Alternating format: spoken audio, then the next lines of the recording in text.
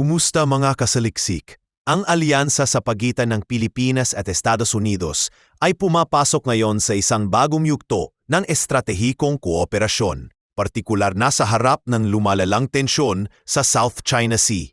Isa sa pinakamalaking hakbang sa kasaysayan ng ugnayang ito ay ang pagbibigay ng Estados Unidos ng $500 milyong taon-taon bilang ulong militar sa Pilipinas hanggang taong 2029. Ang pondong ito ay may layuning palakasin ang kakayahan ng Pilipinas na depensahan ang sarili laban sa lumalawak na territorial claims at agresibong aksyon ng China sa West Philippine Sea.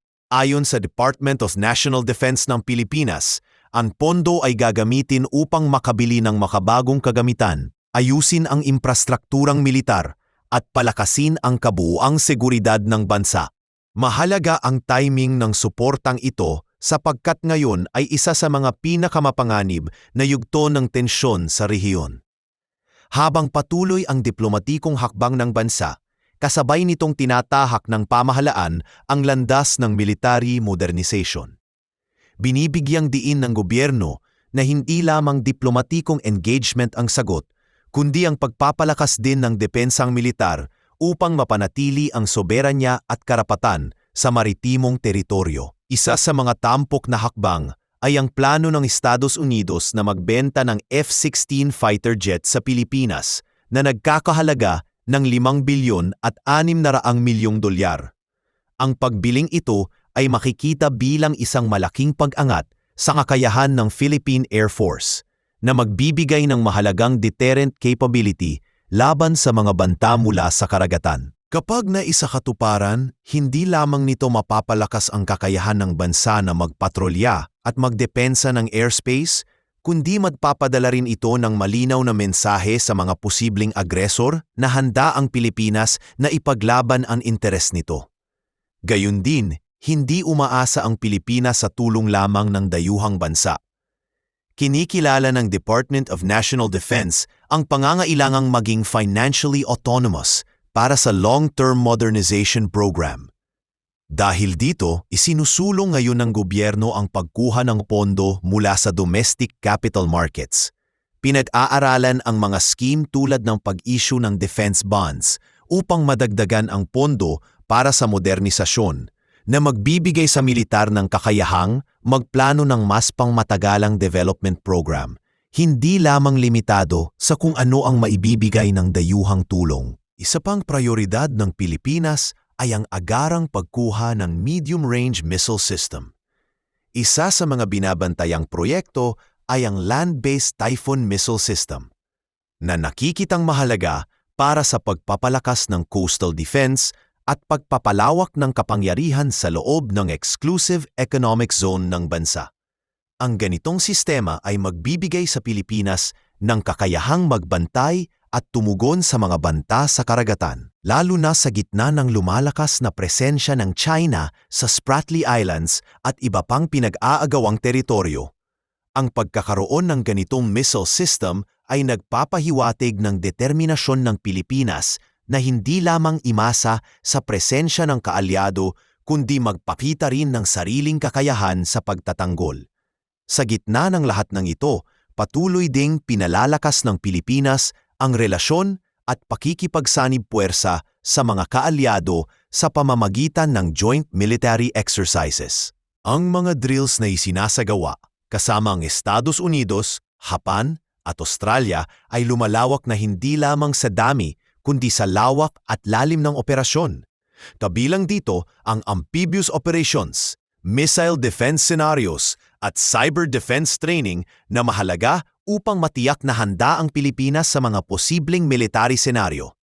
Ayon sa mga opisyal ng Defense Department, ang mga pagsasanay na ito ay naglalayong pataasin ang interoperability ng Pilipinas at ng mga kaalyado nito, na nangangahulugan ng mas maayos na koordinasyon at mas mabilis na tugon kapag kinakailangan. Ang pagtaas ng antas ng pagsasanay ay hindi lamang simbolikong hakbang, kundi isang konkretong paraan para tiyakin na ang Philippine Armed Forces ay handang-handa sa makabagong anyo ng labanan. Sa harap ng mga banta tulad ng asymmetric warfare, cyber attacks, at advanced missile threats, mahalagang matutunan ng AFP ang mga modernong estratehiya at teknolohiya na maaaring magamit sa aktwal na operasyon. Ang exposure sa mga ganitong klase ng pagsasanay ay nagbibigay ng mahalagang kaalaman sa command structures, operational efficiency at integrated defense systems na hindi kayang ibigay ng simpleng classroom training lamang. Hindi may kakaila na ang kombinasyon ng foreign military aid, sariling pondo at upgraded military training ay nagsisilbing blueprint para sa long-term defense posture ng Pilipinas.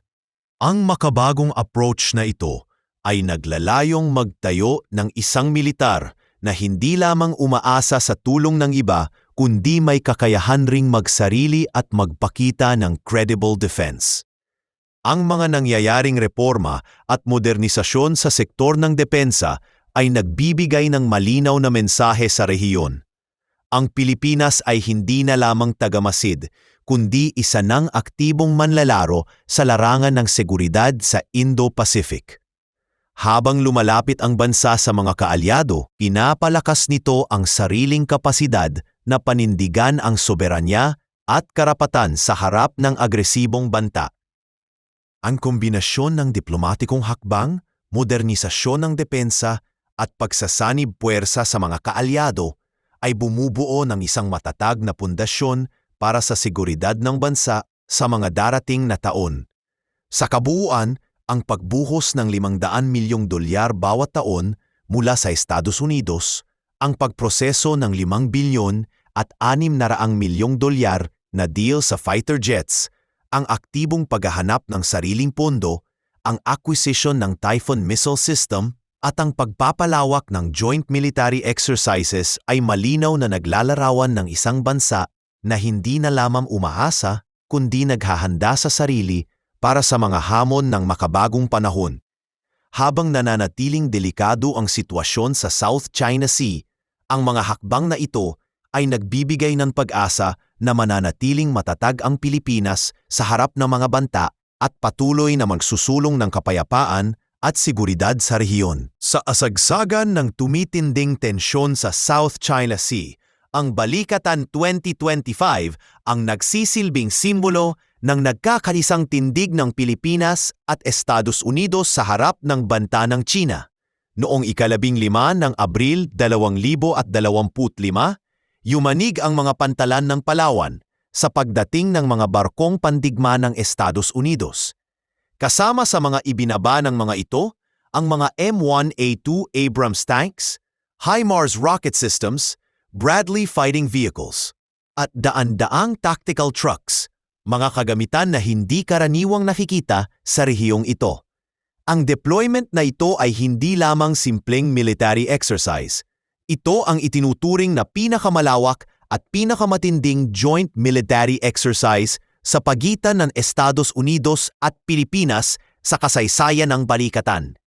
Mahigit 20,000 tropa mula sa Estados Unidos, Pilipinas at iba pang kaalyadong bansa ang nagtipon para sa Balikatan 2025. Kabilang sa mga focus ng exercise na ito ang amphibious operations, missile defense at logistical coordination, mga aspeto ng operasyon na mahalaga sa anumang potensyal na sagupaan sa dagat.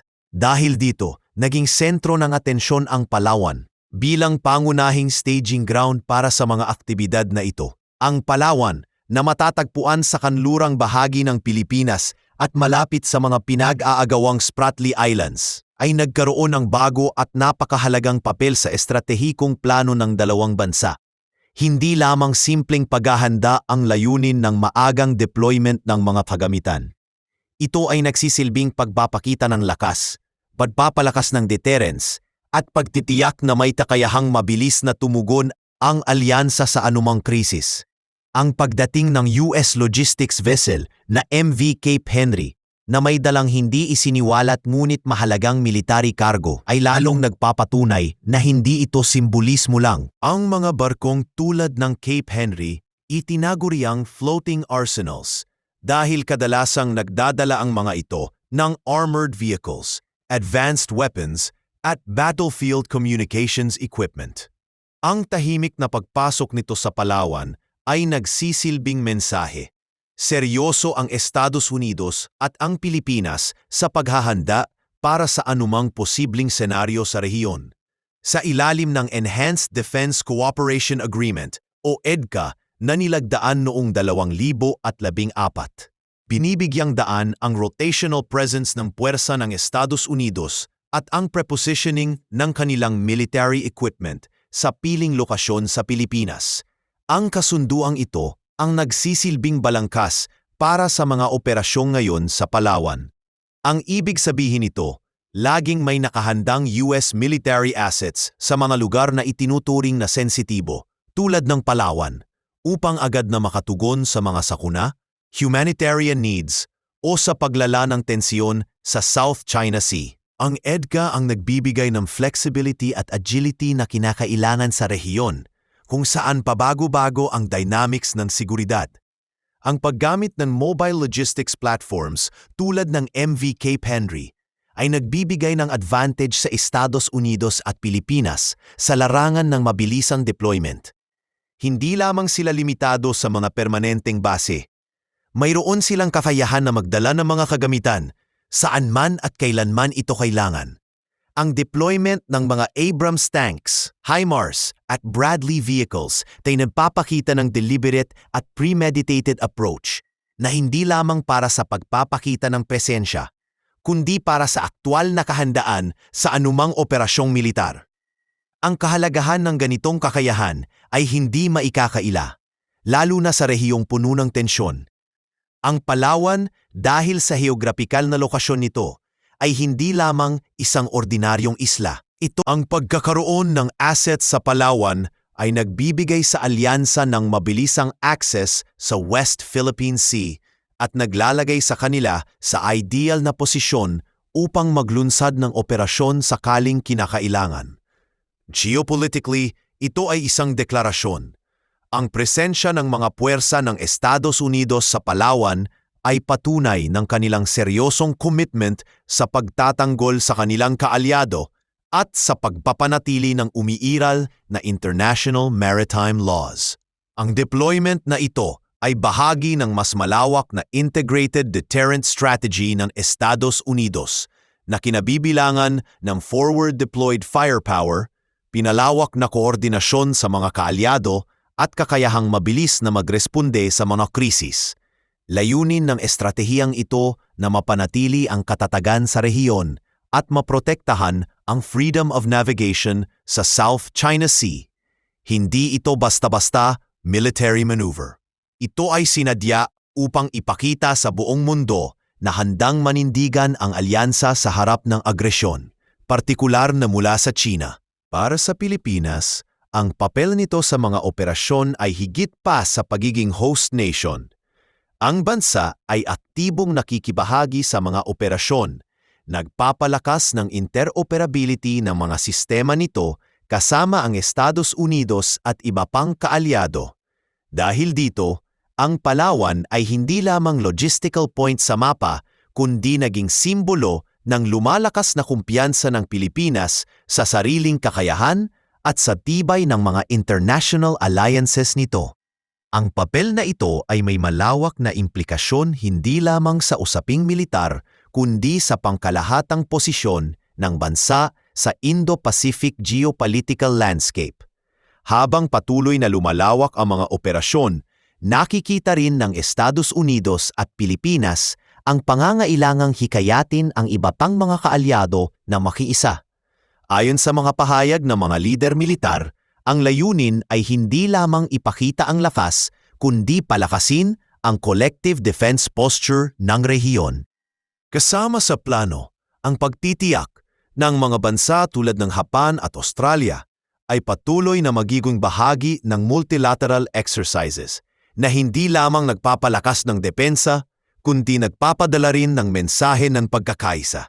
Ang deployment sa Palawan ay isang malinaw na tugon sa pagtaas ng tensyon sa South China Sea at nagpapakita na ang alyansa ay hindi nakatutok lamang sa diplomatic negotiations, kundi nakahandang gumamit ng deterrent strategies upang mapanatili ang balanse ng kapangyarihan. Habang patuloy ang China sa pagpapalawak ng presensya nito, lalo na sa mga pinag-aagawang teritoryo, malinaw na ang mensahe ng Balikatan 2025. Ang Pilipinas at ang Estados Unidos ay handang magkaisa at manindigan para sa kanilang mga interes at para sa kapayapaan at katatagan ng rehiyon. Ang pangyayaring ito ay hindi lamang para sa kasalukuyan, kundi paghahanda para sa hinaharap, kung saan ang geopolitical dynamics ay lalong titindi. Habang patuloy na pinapalakas ng Pilipinas at Estados Unidos ang kanilang alyansa sa pamamagitan ng mga military exercises, modernisasyon at pag-deploy ng mga advanced na kagamitan, hindi maiiwasan ang matinding reaksyon mula sa China. Sa kasaysayan, tuwing may ganitong uri ng kooperasyon, agad na nagpapaabot ng diplomatic protests ang Beijing. Tinuturing ang mga aktibidad bilang provokasyon na nagbabanta sa regional peace.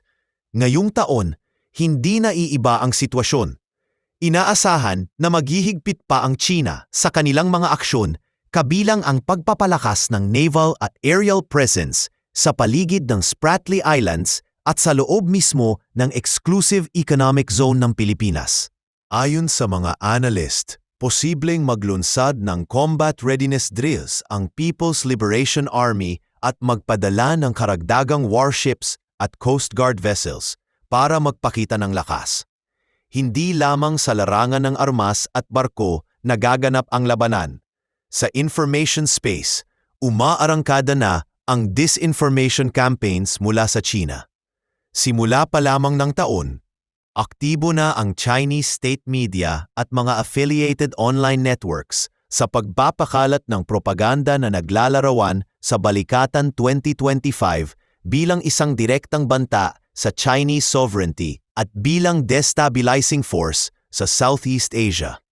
Ang ganitong narrative ay partikular na target ang mga Filipino audiences, layuning pahinain ang suporta ng publiko sa kooperasyon ng Pilipinas at Estados Unidos at maghasik ng duda sa pagitan ng Manila at Washington. Ginagamit dito ang social media platforms, state-sponsored news at iba pang channels para makaimpluwensya ng opinyong publiko, isang estratehiya na lalong pinasigla ng mga pangyayaring naganap sa rehiyon nitong nakaraang taon. Samantala, habang patuloy ang tensyon sa pagitan ng Pilipinas, Estados Unidos at China, nagiging mas mahalaga rin ang reaksyon ng mga bansang kasapi ng ASEAN at ng iba pang regional players. Ang Japan at Australia, na parehong aktibong kalahok sa trilateral at multilateral exercises kasama ang Pilipinas, ay nagpahayag ng matibay na suporta. Para sa kanila, mahalaga ang pinalakas na kooperasyon upang balansehin ang pagtaas ng agresyon ng China. Gayunpaman, hindi ganito ang pananaw ng lahat ng bansa sa rehiyon. Nanatiling pro-Beijing ang ilang ASEAN members gaya ng Cambodia at Laos, habang ang Vietnam naman, bagaman hindi hayagang naglalabas ng pahayag, ay posibleng tahimik na sumusuporta sa hakbang ng Pilipinas. Ang ASEAN bilang kabuuan ay nananatiling fragmented ang posisyon, isang hamon sa pagtatayo ng kolektibong seguridad sa rehiyon. Para sa Armed Forces of the Philippines, ang kasalukuyang deployment ng mga advanced na military assets mula sa Estados Unidos sa Palawan ay isang napakalaking hakbang para sa kanilang modernization efforts. Ang Balikatan 2025 ay nagbibigay ng walang kapantay na pagkakataon para sa AFP na magkaroon ng hands-on experience sa paggamit ng cutting-edge military systems at combat tactics. Kabilang dito ang mga operasyon sa amphibious warfare, missile defense, at logistical coordination. Mga kasanayang hindi lamang teknikal, kundi estratehikong napakahalaga sa harap ng isang komplikado at high-tech na battlefield. Ang partisipasyon ng AFP sa mga malakihang joint exercises ay nagsisilbing tulay para mapalakas ang interoperability ng kanilang mga tropa sa US at sa iba pang kaalyado. Isa itong direktang paraan upang mas mapabuti ang readiness ng AFP sa mga modernong combat environment, kung saan karaniwang pinaghahalo ang asymmetric warfare, cyber operations, at advanced missile threats.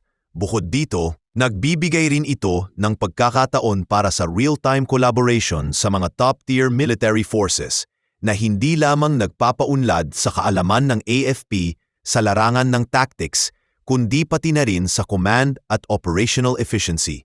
Hindi lamang sa pagsasanay nagtatapos ang benepisyong makukuha ng AFP. Ang strategic value ng kasalukuyang operasyon ay maaaring magbukas ng mga pinto para sa karagdagang military equipment upgrades at posibleng joint procurement programs kasama ang Estados Unidos. Ibig sabihin nito, maaaring magkaroon ang AFP ng access sa mga pinakamodernong weaponry tulad ng air defense systems, drone technology, at advanced artillery systems, mga kagamitang lubhang makakapagpataas sa kanilang combat edge.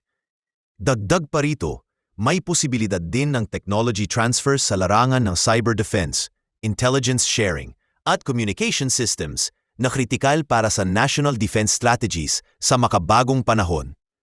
Sa gitna ng lahat ng ito, malinaw na ang Pilipinas ay nagsisikap na magkaroon ng mas matatag at self-reliant na defense posture. Hindi lamang ito tungkol sa pagiging dependent sa mga kaalyado, kundi sa pag-aangkin ng strategic autonomy habang pinapalakas ang international alliances. Ang Palawan, na dati kilala lamang sa kagandahan ng kalikasan at turismo, ay ngayon nakikita bilang isang key logistical hub para sa rapid military response sa anumang posibleng krisis. Mula sa natural na kalamidad hanggang sa geopolitical na tensyon. Dahil sa lokasyon nito, na malapit sa mga pinag-aagawang Spratly Islands, naging frontline outpost ang Palawan para sa mga posibleng defense contingencies sa South China Sea. Ang deployment ng US military assets sa Palawan ay hindi lamang basta simpleng logistical operasyon. Isa itong matinding strateging statement na nagpapakita ng lumalalim na alyansa ng US at Pilipinas at ng kahandaang magbigay ng deterrence sa harap ng tumataas na tensyon sa rehiyon. Sa harap ng lahat ng ito, isang malinaw na mensahe ang ipinapadala sa China at sa buong mundo. Hindi na magpapahuli ang Pilipinas. Ito ay isang bansa na handa ng manindigan para sa soberanya nito gamit ang makabagong armas, advanced na pagsasanay, at matibay na international partnerships. Habang ang geopolitical landscape sa Indo-Pacific ay patuloy na nagbabago, ang mga hakbang ng Pilipinas at ng mga kaalyado nito ay naglalatag ng pundasyon para sa isang mas balanseng strategic competition. Ang Balikatan 2025 at ang deployment ng US military sa Palawan ay hindi lamang kasalukuyang mga pangyayari. Ito ay bahagi ng isang mas malawak at pangmatagalang plano para muling igiit ang impluwensya ng US at ng mga kaalyado nito at tiyaking may sapat na deterrence laban sa anumang banta. Para sa Pilipinas, ang pagkakataong ito ay higit pa sa simpleng military exercise. Ito ay deklarasyon ng kanilang intensyon na maging aktibong tagapagpagtanggol ng sariling teritoryo at ng mas malawak na katatagan sa Indo-Pacific.